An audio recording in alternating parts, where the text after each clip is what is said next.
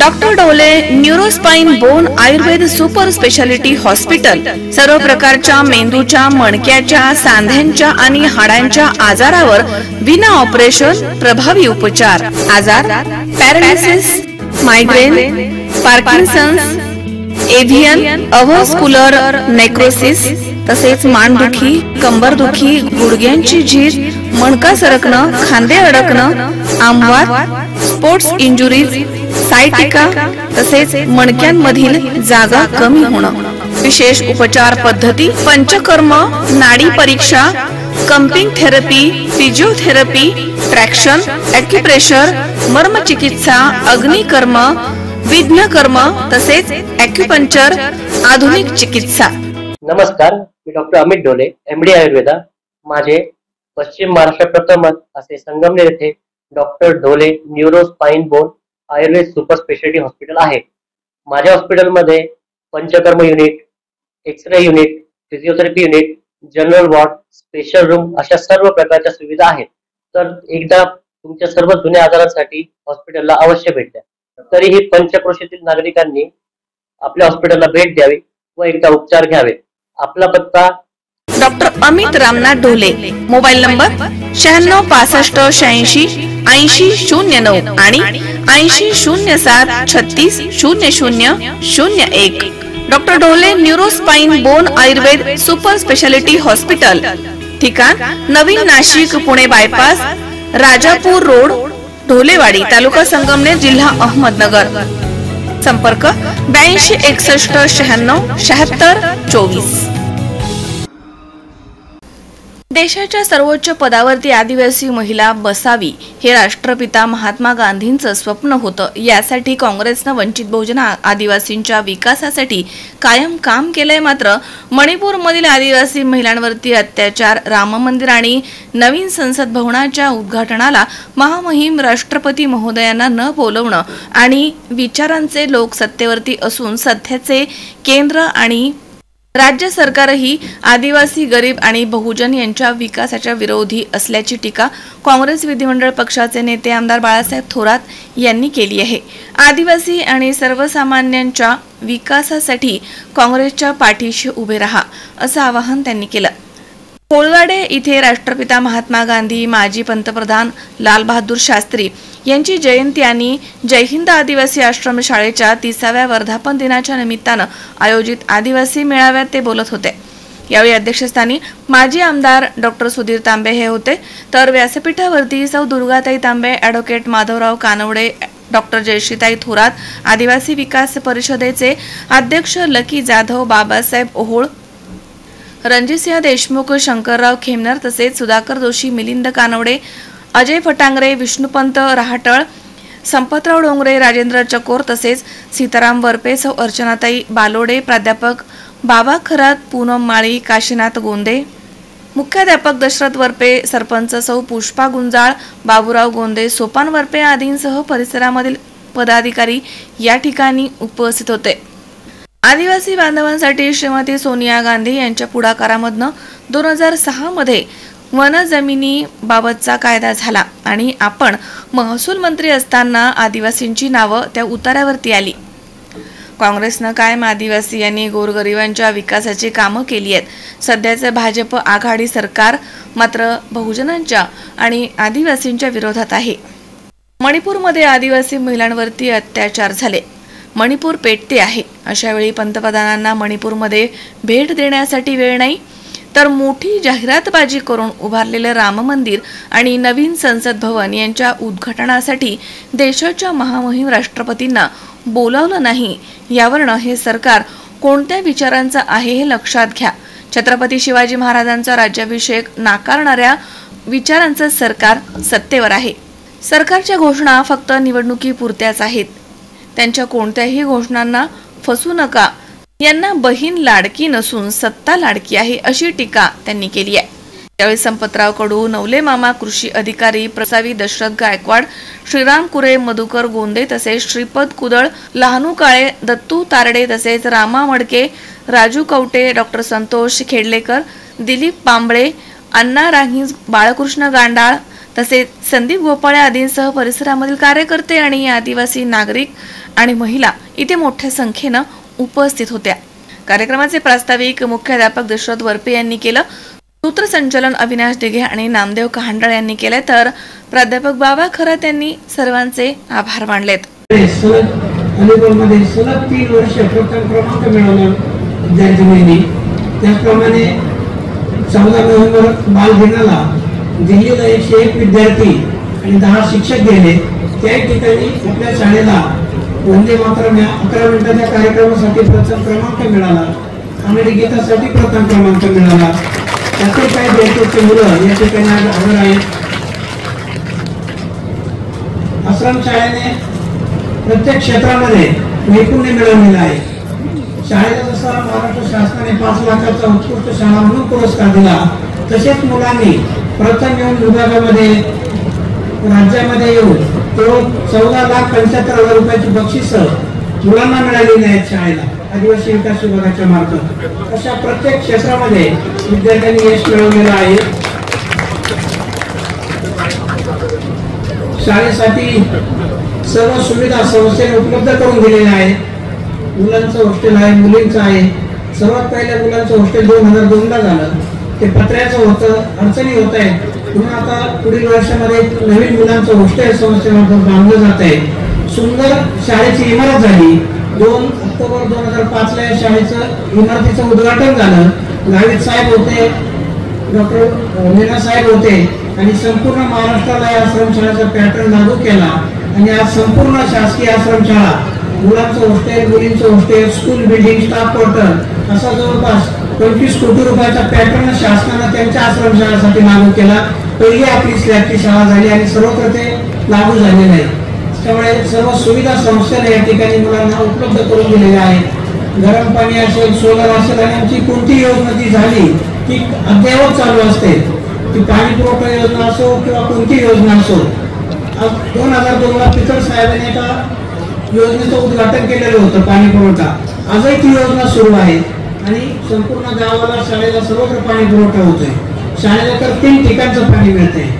आंबोडकर साहेबांनी धरणामधून पाण्याची सोय करून दिलेली आहे, 24 तास पाणी आहे, गाव पण ते पाणी प्यायला येत आहे आणि गावची पाणी पुरवठा 2002ची आहे ती चालू आहे।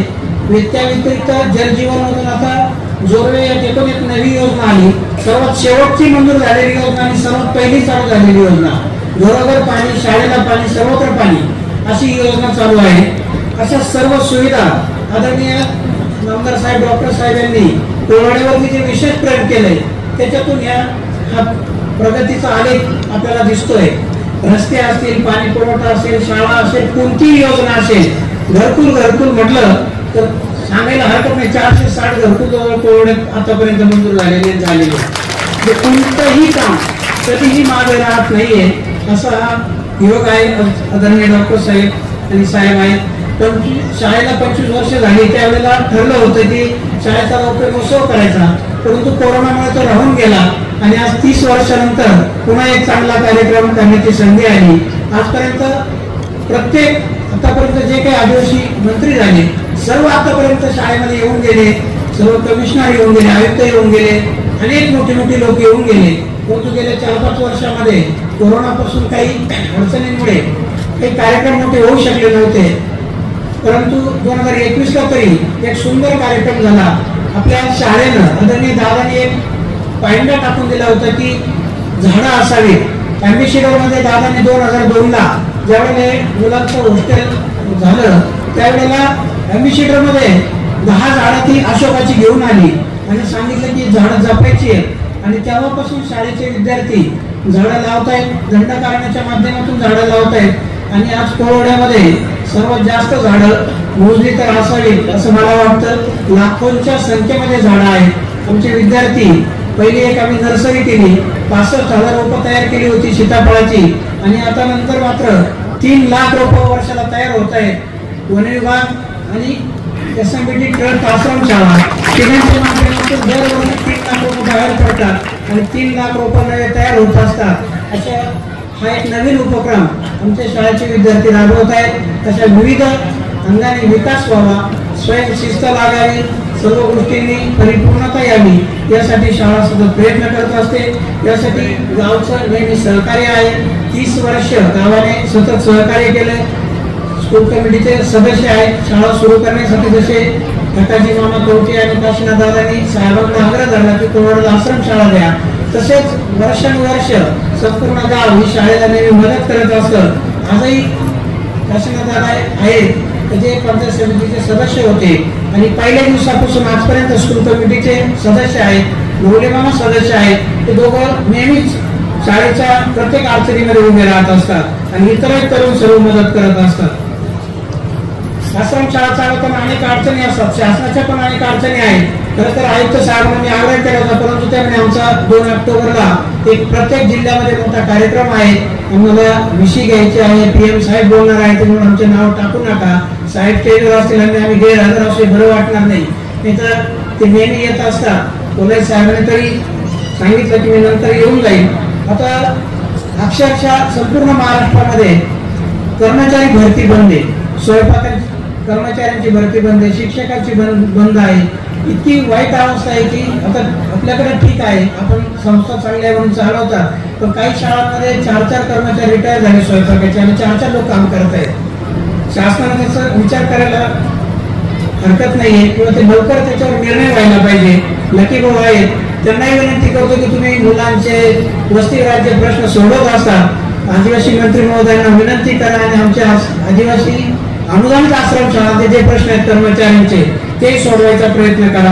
अनुदानाचा प्रश्न आहे. 1500 रुपये पर स्टुडंट मिळतात आणि शासकीय आश्रम शाळेला 3,500 खर्च करतात. आम्हाला थोडे तरी वाढवले तर मुलांची अजून चांगल्या सुविधा देता येतील, ते त्यांनी द्यायला पाहिजे असं वाटतं. स्वच्छता कर्मचारी अक्षरशः डॉक्टर साहेबांनी मी लिहून ठेवलेलं आहे, कमीत कमी 17 वेळा एक प्रश्न मांडला मुलींचे हॉस्टेलसाठी अधीक्षिका.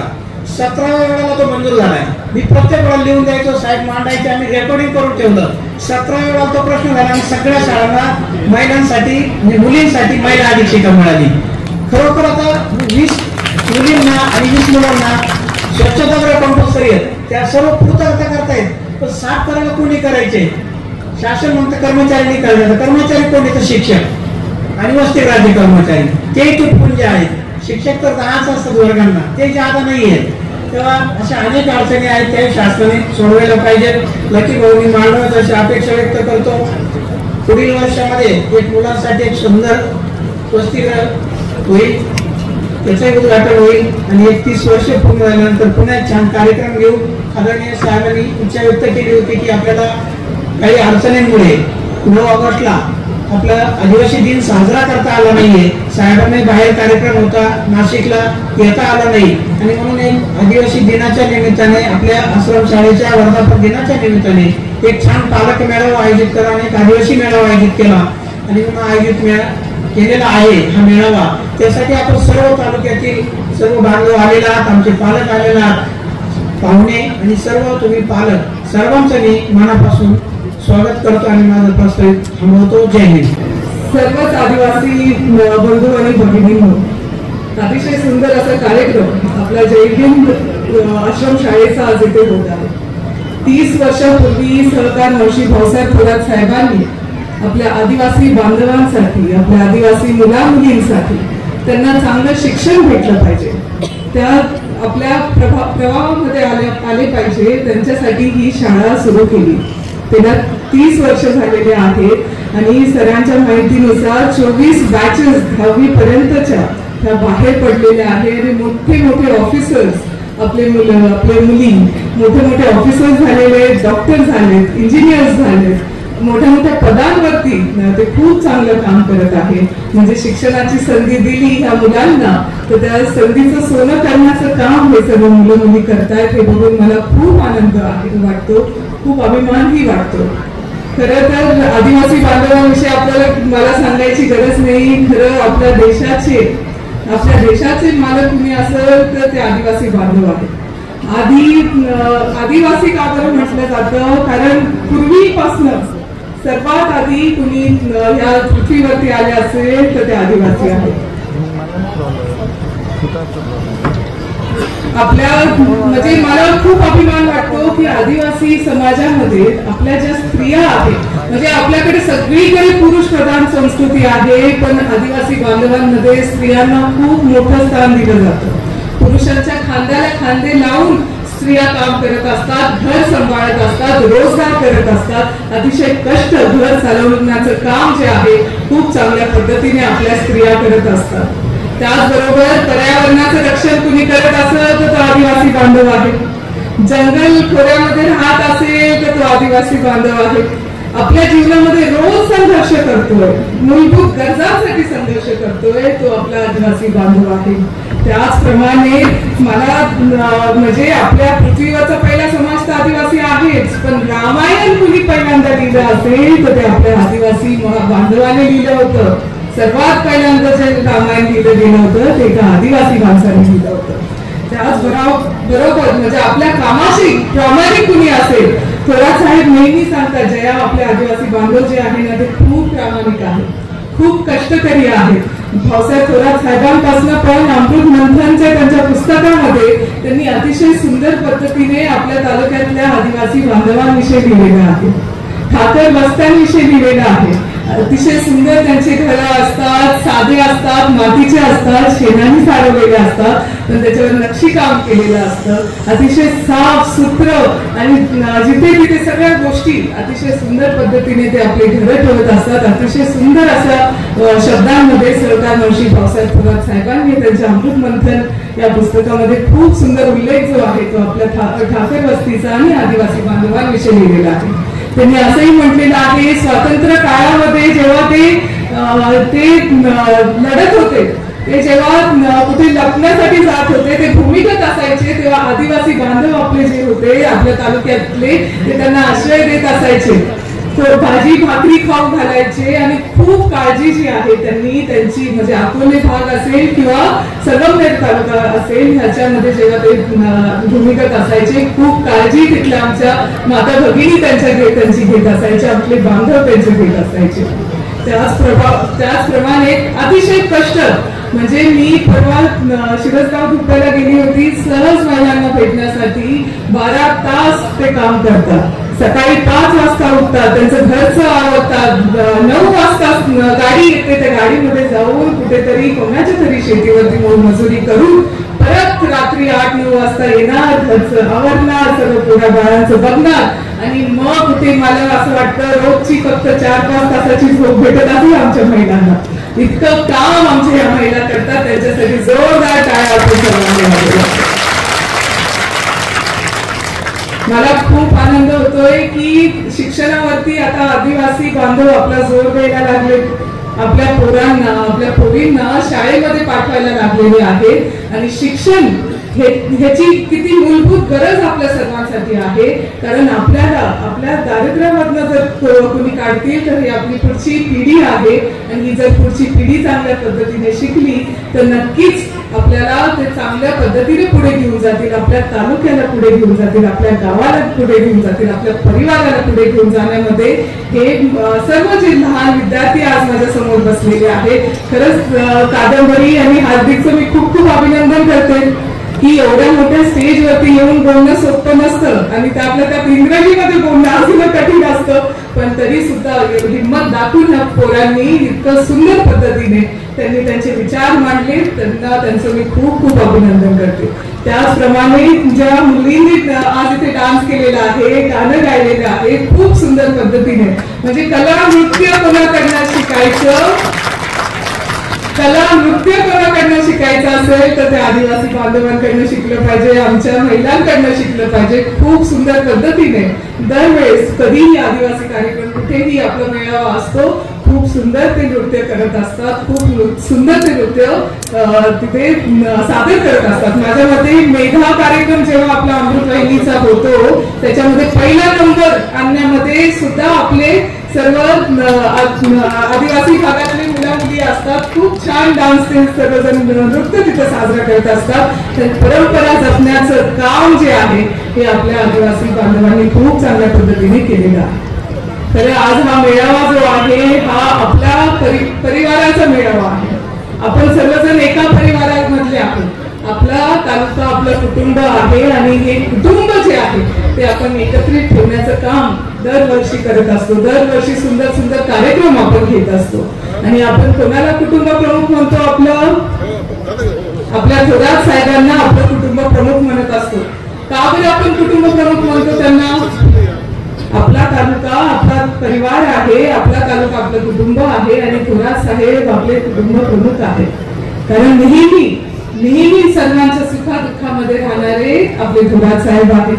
नेहमी आडी अडचणीमध्ये आपल्याला साथ देणारे, खंबीरपणे साथ देणारे आपले थोरात साहेब आहेत.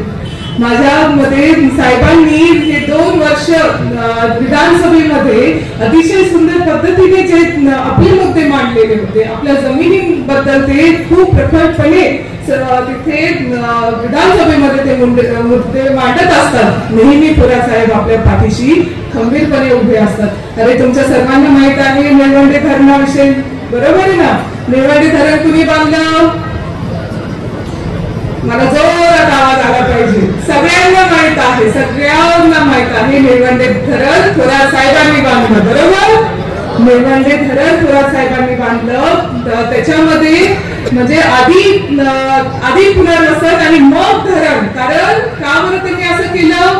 त्यांना वाटलं असतं तर त्यांनी धरण असंच बांधून टाकलं असतं. गेल्या जमिनी आदिवासी लोकांच्या तर गेल्या जमिनी असं केलं असतं. पण तसं केलं का त्यांनी? नाही, त्यांनी असं केलं नाही. त्यांनी आधी पुनर्वसन केलं. कारण आपल्या आदिवासी बांधवांच्या जमिनी कोणत्याही कशाही धरणाच्या खाली गेल्या नाही पाहिजे. त्यांनी स्वतःची 5 एकर जमीन जी आहे ती आपल्या लोकांना दिली. त्या जमिनी वन जमिनी कसतोय साहेब जेव्हा महसूल मंत्री झाले, वन जमिनी लोकांच्या नावावर झाल्या आदिवासी भागातल्या.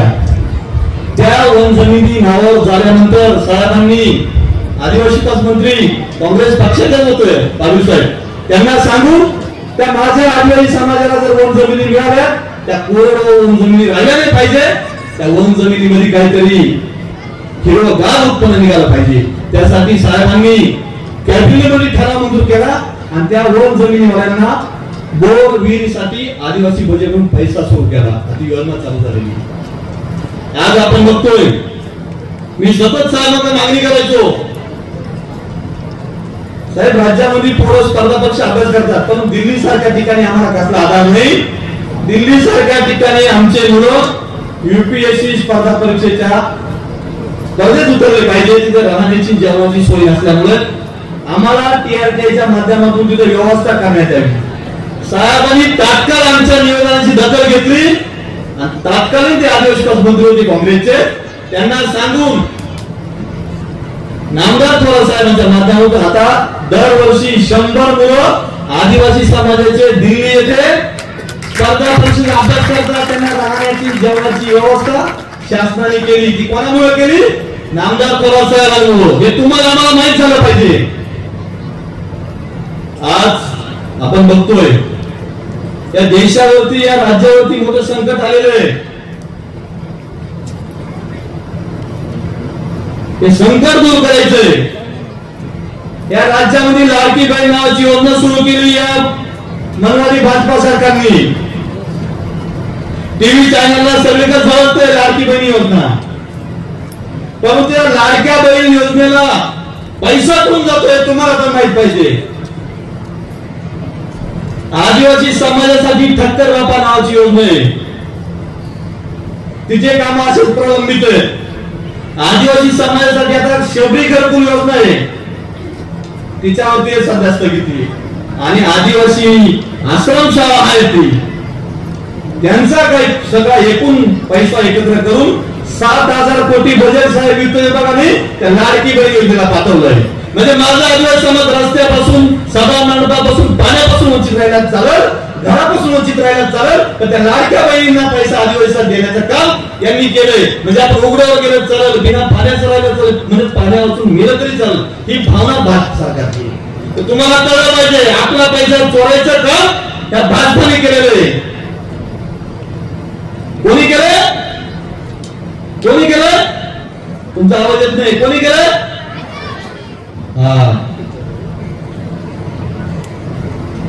आज ही लाडक्या बहीण योजना मिळेल. उद्या तुमचा आदिवासी विभागाचा 1 रुपया शिल्लक ठेवणार नाही लोक. सर्व बजेट तिकडे किती वर्ग करतील? 7,000 कोटी वर्ग केले. कालच मी मंत्रालयात तिसरी माहिती घेतली साहेब. मी मंत्री म्हणतो साहेब त्या ठक्कर बाबाच्या कामाचं दरपण काय तिला माहिती कळली. आमच्याकडे ग्रँटच नाही, पैसाच नाही, ग्रँट सगळी वळवली गेली. ही परिस्थिती या राज्यामध्ये आलेली आहे. नावाला फक्त तुमच्यासाठी ग्रँट तयार केलेली आहे. ती ग्रँट तुमच्यासाठी नाही, ह्या चोरांनी त्या लाडक्या बहिणीसाठी केलेली आहे. आज आपण बघतोय साहेब आदिवासी भागामध्ये बेरोजगारी मोठ्या प्रमाणात आहे. परंतु जेव्हा तुम्ही मंत्री असताना तुमचं स्वप्न होतं आदिवासींचं स्थलांतर मोठ्या प्रमाणात होतंय. नाशिक सारख्या ठिकाणी सुरगाणा पेठ हासूरचे लोक नाशिक सारख्या ठिकाणी असे गोरकाची गोरका बनून उभे राहायचे, लोक यायचे, त्यांना घेऊन जायचे कामानिमित्त. परंतु त्या लोकांचं स्थलांतर थांबवण्यासाठी साहेबांच्या माध्यमातून साहेबांच्या कार्यकाळात त्या लोकांना राहण्यासाठी साहेब एक मोठी आदिवासी कॉलनी तयार होते. तो बजेट तुमच्याच काळात मंजूर करायला. आज म्हणजे रोजगारासाठी जो आदिवासी माणूस जे कुटुंब जाते पाल टाकून राहायचं त्यांना तिथं राहण्यासाठी घर मिळणार आहे. परंतु ते घराचे पैसे थांबून ठेवले त्यांनी. त्यामुळे आपल्याला सगळ्या समस्यांचं परिवर्तन जर करायचं असेल, तुमचं अस्तित्व जिवंत ठेवायचं असेल तर आपल्या अस्तित्वासोबत नामदार थोरात साहेबांसोबत राहायचं. आपल्याला कोणासोबत? आज आपल्या मुलांचं भविष्य धोक्यात आहे. शिक्षणाचं खाजगीकरण होतंय, शिक्षणाचे अस्तित्व संपण्याच्या मार्गावर आहे. मोठमोठ्या कंपन्यांनी आश्रमशाळा देण्याचं धोरण हे सरकार करतंय. जर तुमच्या मुलांना जर शिक्षण चांगलं मिळवून द्यायचं असेल, तुमच्या मुलांना रोजगार मिळवून द्यायचा असेल तर आपल्याला जागे व्हावं लागणार आहे. सुस्ताडासारखं झोपून आपल्याला चालणार नाही.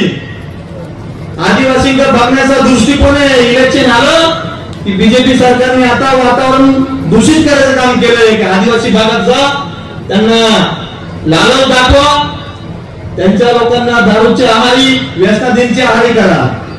ही स्ट्रॅटेजी त्यांनी चालवलेली आहे. ही आपल्याला कळली पाहिजे. आणि माझ्या आदिवासी समाजाचं कुटुंब जर जिवंत आहे साहेब तर त्या महिलांमुळे जिवंत आहे. ताईंनी सांगितलं त्या रणरंगिणी 12-12 तास काम करतात, खरंच करतात. पण त्यांच्याकडे 50 रुपये 100 रुपये असतात साहेब, ते गपचीप कुठेतरी कोपऱ्यात लपून ठेवतात किंवा कमरेला पोचून ठेवतात की माझा नवरा संध्याकाळी येईल, मला मारल झोडल आणि दारूसाठी ते पैसे घेऊन टाकल. आणि ते पैसे घेऊन गेला तो नवरा तर माझ्या कुटुंबाचा उदरनिर्वाह कसा चालवेल, मी घरात राशन कसं आणेल, माझ्या मुलांना शिकवल कसं, ही काळजी त्या माझ्या आदिवासी भगिनी नाही. आणि त्याच आदिवासी भगिनीमुळे कुटुंब आज सुरक्षित आहे आणि व्यवस्थित चालतंय. आज आपल्याला एकच करायचंय, तुमचं अस्तित्व तुमचं भविष्य जर जिवंत ठेवायचं असेल,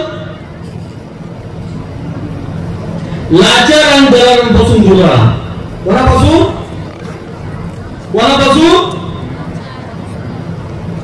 तेच तुम्हाला संपूर्णाचं काम करतात. आज पेसाची भरती आहे साहेब. पेसाचे मुलं मुंबईला 12 दिवसापासून बसलेले आहेत, तरी मुख्यमंत्र्यांना त्यांच्याकडे लक्ष द्यायला वेळ नाही. म्हणजे आपण असे निष्काळजी मुख्यमंत्री राज्याचे निवडून दिलेले. हे सरकार जातीवाद्यांचं निवडून दिलेलं आहे. हे सरकार हुकुमशहाचं निवडून दिलेलं आहे. आणि तुमच्यावरती हिटलरशाही करण्याचं कारस्थान, हिटलरशाही आणण्याचं काम हे भाजपा सरकार करते, लक्षात ठेवा. आज आपल्याला येणाऱ्या काळामध्ये परिवर्तनाच्या लाटेसोबत आणि आदिवासीचं अस्तित्व टिकवण्यासाठी, तुमच्या मुलाबाळांचं भविष्य टिकवण्यासाठी नामदार थोरात साहेबांच्या पाठीशी खंबीरपणे उभं राहून त्यांचे हात बळकट करून त्यांना आपल्याला महाराष्ट्र राज्याच्या मुख्यमंत्री पदावरती विराजमान करायचे. तर तुम्हाला आम्हाला आणि संपूर्ण महाराष्ट्रातील 18 जाती जमातींना न्याय मिळाल्याशिवाय राहणार नाही. त्यामुळे सर्व माझ्या विद्यार्थ्यांना विनंती आहे, सर्व शिक्षण करणाऱ्यांना, जाता जाता माझ्या तरुणांनी एक गोष्ट लक्षात ठेवा, तुमचं वय आणि वेळ, तुमचं वय आणि वेळ ही कधीच थांबणार नाही. काही मी मला सांगितलं एपीजे अब्दुल कलाम साहेबांचं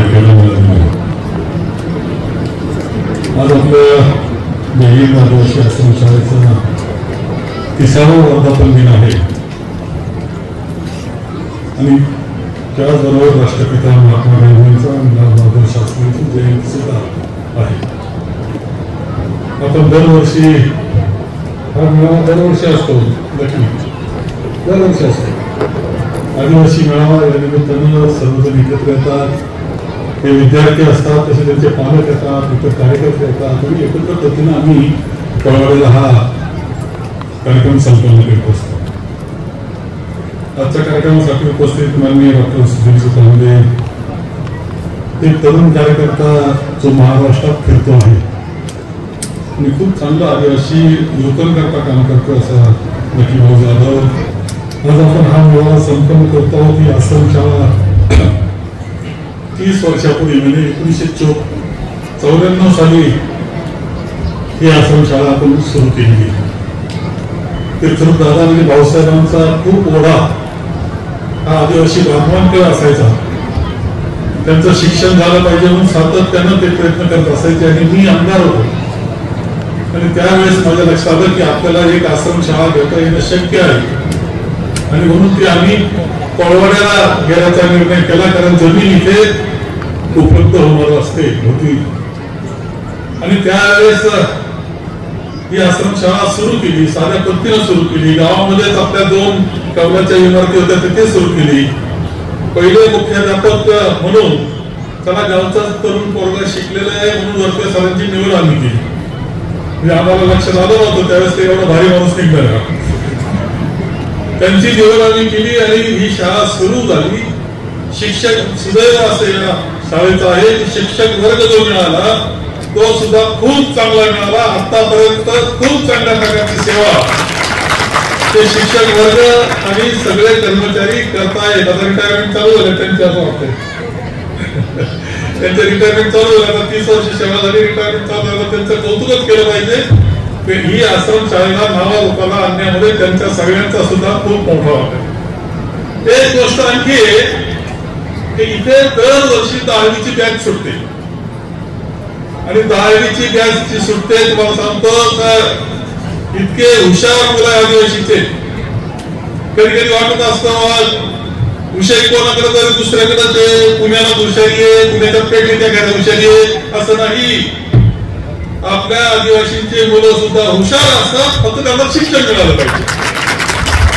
आपल्या सगळ्या बहुजन समाजाचे मुलं हुशार असतात त्यांना शिक्षण मिळालं पाहिजे. त्यांना संधी मिळाली शिक्षण मिळालं तर चंद्रापुरीचा एक युवक अजिंक्य रहाणे जगाच्या पातळीवर क्रिकेट खेळायला लागतो. केवळ संधी मिळाली म्हणून. ती साधी गोष्ट आहे. आणि म्हणून या मुलांमध्ये सुद्धा ज्या बॅचेस सुटल्या त्यातल्या 2च विद्यार्थ्यांचं जे माजी विद्यार्थी जे अधिकारी झाले म्हणजे भाभा अनुसंधान संशोधन संस्था अनुसंधान संशोधन संस्था छोटी मोठी संस्था काय सांगायचं तिथं पोहोचणं सोपी गोष्ट आहे का. अरे इथं आपल्या इथं आणून सोडलं शाळेत इथं आणि तो एवढा मोठा अधिकारी होऊन गेला. आणि दुसरा आणखी एका संस्थेत सिडको मध्ये प्लॅनिंगला गेला तो. सिडकोचा प्लॅनिंग सोपं ते मुंबईचं जे प्लॅनिंग चालतं ना त्याच्यामध्ये अधिकारी झाला. तो उभा राहिलो काय म्हटलं माहिती ते सत्तर साहेब त्या आश्रमशाळेमुळे झालं बरं का. मला सांगा ही आश्रमशाळा नसती आणि त्याला तो घरीच राहिला असता तर काय झालं असतं काय असतं मला माहित नाही पण कठीण असतं हे खरे. जे मुलं या आश्रमशाळेत आले ज्या मुली या आश्रमशाळेत आल्या त्यांचं भाव पूर्णपणे भविष्यकाळ उज्ज्वल झाला ही वस्तुस्थिती आहे.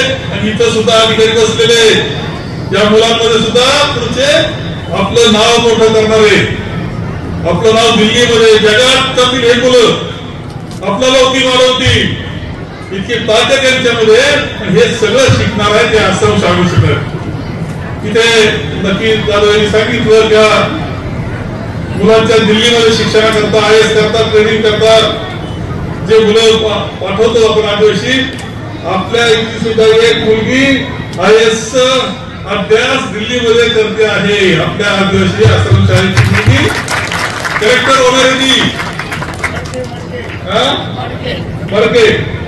मडके आडनावीचं नाव मला काय माहित नाही, तर तो काही असो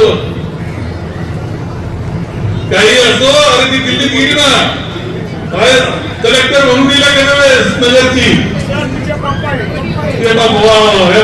तिचे पप्पाही झाले, त्याचा चेहरा बघा किती आनंद झाला आहे.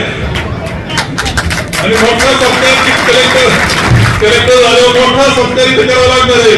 तुमचा करावा लागेल, त्या शिक्षकांचा करावा लागेल आणि तिचा सत्कार करावा लागेल. म्हणजे ही संस्था आणखी एक गोष्ट, महाराष्ट्रात आश्रमशाळा खूप आहे, भरपूर आश्रमशाळा आहे, पण आपल्या भारती नाही. मुलं त्याच्या टणटणी देवान खुशी द्यायची, टणटणी चेहऱ्याचं फुललं आनंदात दिसतात. फक्त घरी सुट्टीवर जाऊन आल्यावर अंगाच्या साधनांमुळे घडून चालत नाही, कपड्याचं साधन वापरावा लागतो.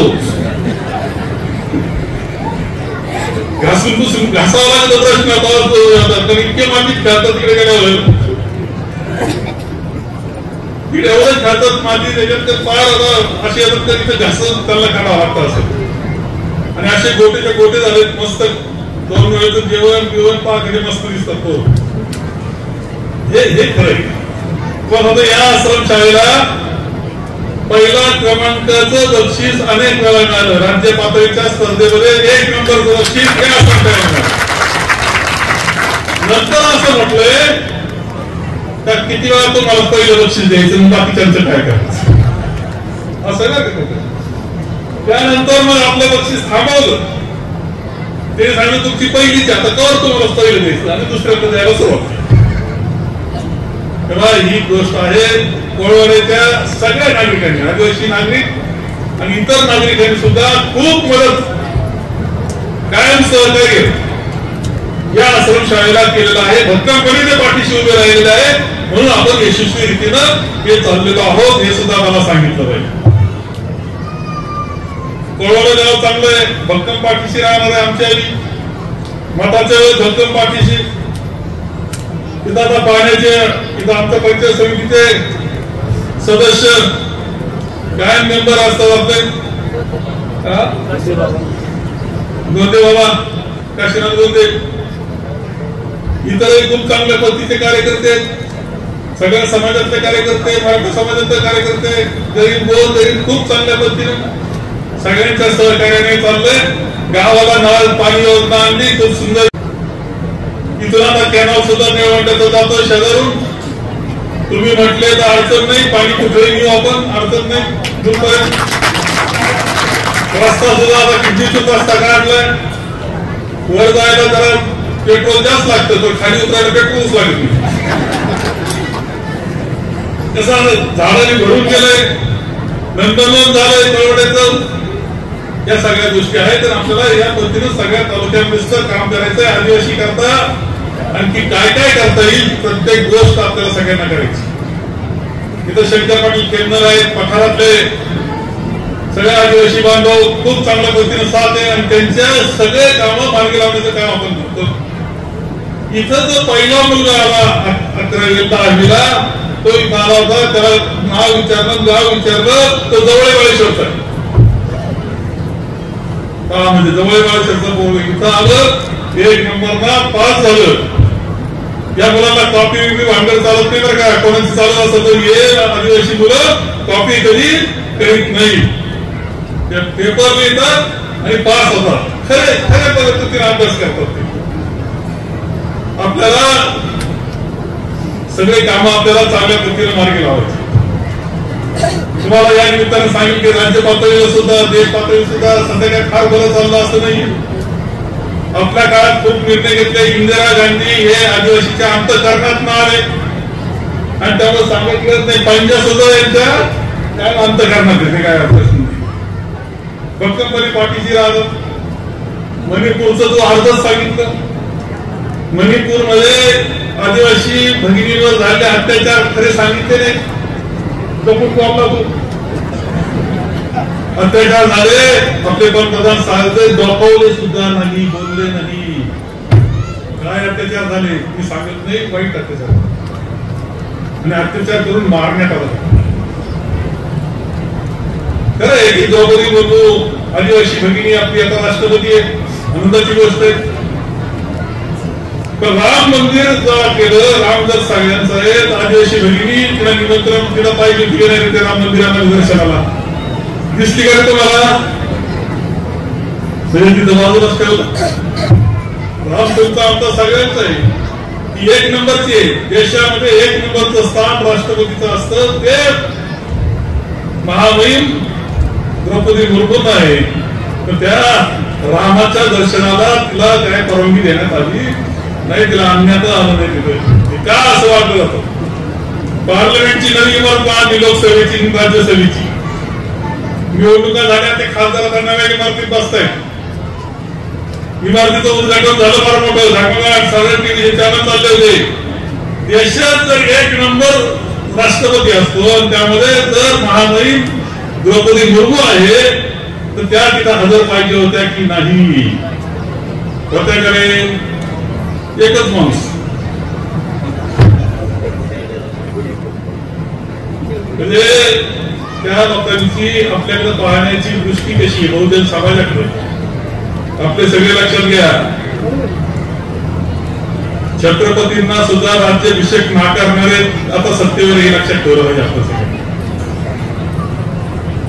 छत्रपती शिवाजी महाराजांना राज्याभिषेक नाकारणारे सत्तेवर आहे. महात्मा गांधींना त्यांनी गोळ्या मारल्या आणि आपला जो पितामह म्हटलं जातं ते घरात एकटी पडले. ते दुर्दैवानं त्या विचाराचे लोक सत्तेवर आहेत. हे सगळा विचार आपण केला पाहिजे आणि म्हणून ह्या सगळ्या गोष्टी राजकारण वेगळं नसतं. आपल्या हिताचं, समाजाच्या हिताचं कोण विचार करतं, कोणचा विचार तो आहे आणि कोण आपले मत घेऊन जातो आणि उर्वर लोकांकरता त्याचा वापर करतो, त्यांना श्रीमंत करण्याचं काम चाललंय, त्याचा विचार केला पाहिजे. काही जाऊन आणतात ते लाडक्या भगिनी बिबीबाईंनी काय आणलं आणि एवढं गोड तेल किती मागलं, काय भाव आणले? किती रुपये? 30 रुपयाला गोड तेल वाढवलं. आता सांगा, गॅसचं सिलेंडर वाढलं. इकडे खुश असतील तर लक्षात ठेवा, खिशे तुमचेच कापणार, डबल काढून घ्या. हसायचं नाही हे लक्षात ठेवलं पाहिजे. हे सत्य करता चाललेल्या गडबडी घ्यायच्या सगळे लक्षात ठेवलं. फसायचं नाही, सत्य करता चाललं. यांना बहीण लाडकी नाही, यांना सत्ता लाडकी फक्त. ब्रह्मोबाईचा कार्यक्रम चाललाय आणि म्हणून या सगळ्या गोष्टीची काळजी आपल्या सगळ्यांना घ्यायची. सोनिया गांधींनी सगळ्यात मोठं काम काय केलं तुमचं? काय इंग्रजीपासून सगळे खूप प्रेम हे आदिवासी करतात. सगळ्या प्रचाराची सुरुवात नंदुरबार पासून करतात, आदिवासी भावनामध्ये जाऊन. आता सुद्धा प्रियंका गांधी लोकसभेला आल्या होत्या, त्या तुम्ही युट्यूबवर पहा, प्रियंका गांधी आणि नंदुरबार सभा टाका. लाखो आदिवासी गोळा झाले होते, लाखो आदिवासी, प्रचंड गर्दी. एवढा झोळावून होता त्याच्यात उतरलं समूहामध्ये. सगळ्या देशात ते चित्र गेलं आणि भरपूर मत हे काँग्रेसला पडले हे आपल्या सगळ्यांना माहिती. इंदिराजींनी जसं प्रेम केलं तसं सोनिया गांधी एक गोष्ट केली की वन जमिनीमध्ये जे आदिवासी होते त्यांना अतिक्रमित म्हटलं जायचं, काढून टाका म्हटलं जायचं. त्यांनी सांगितलं नाही, ते खरे मालक आहेत, त्यांना जमिनी दिल्या पाहिजे. तो निर्णय सोनिया गांधी यांनी 2006ला घेतला आणि मी ज्यावेळेस महसूल मंत्री होतो त्यावेळेस त्याची अंमलबजावणी करता संपूर्ण राज्यामध्ये मी काम त्याच्यामध्ये केलेलं आहे. त्यामुळे उतार्यावर तुमचं नाव आलं, इतर हक्कात आलं तर आलं. तुम्हाला कोणी आता म्हणत नाही की तुम्ही अतिक्रमण करून घुसले त्याचा विकास असं नाही म्हणता यायचं. हे काम सुद्धा काँग्रेस पक्षाने केलं वन जमिनीचं. आणि म्हणून आपल्याला सगळा बहुजन समाज सगळे एकत्र जाण्याचं काम पुढच्या काळातही करावं लागणार आहे. निवडणुकीचं वातावरण असल्यामुळं आमच्या या सगळ्या मंडळीनं निवडणुकीचं भाषण करून टाकलंय. तर हरकत नाही. तुम्ही सगळे सुद्धा खूप जागृत आहात, काळजी घ्या याची खात्री मला या निमित्तानं वाटते. आपल्या आश्रमशाळेमध्ये जे काम सुंदर पद्धतीने काम चाललंय त्यांचं कौतुक या निमित्तानं करतो. राष्ट्रपिता महात्मा गांधी आणि लालबहादूर शास्त्रींच्या स्मृतीला अभिवादन आपल्या सगळ्यांच्या वतीने करतो आणि माझे 2 शब्द संपतो. शावीर शेख, सी 24 तास, संगमनेर. सुनबाई, आजही चहा काल सारखाच बनव. अगं, कोणती नवीन चहापत्ती आणली आहेस का? काय ग, कालच्या चहाचं रहस्य काय आहे? प्रत्येक चांगल्या चहासाठी आवश्यक आहे राजहंस दूध. चहापत्ती तीच, फक्त दूध नवीन. आणि माझ्या चहाला मिळाला सुंदर रंग आणि स्वाद. तुम्ही फक्त दूध बदला, राजहंस दूध आणा आणि असा मस्त चहा बनवा. नर्सिंग क्षेत्रामध्ये करिअर करण्याची सुवर्ण संधी. महाराष्ट्र शासन कौशल्य विकास अंतर्गत ओटी टेक्निशियन, ANM, GNM हे कोर्सेस करा आणि शासकीय, निमशासकीय, खाजगी वैद्यकीय क्षेत्रामध्ये करिअर घडवा. विद्यापीठ मान्यता कोर्सेस, अत्याधुनिक शिक्षण प्रणाली, अनुभवी शिक्षक वर्ग. BSc नर्सिंग अर्थात बॅचलर ऑफ नर्सिंग, कालावधी 4 वर्ष, पात्रता 12वी सायन्स आणि CET उत्तीर्ण. थेरॉटिकल बरोबरच प्रॅक्टिकल नॉलेजवर भर. तेव्हा आजच आपला प्रवेश निश्चित करा आणि आयुष्याला एक वेगळी दिशा द्या. संपर्क doctor Deepali Praveen Kumar Pansare. Mobile number 84 68 81 64 40, 92 09 87 34 30, 82 37 66 04 32 आणि 82 37 54 04 32.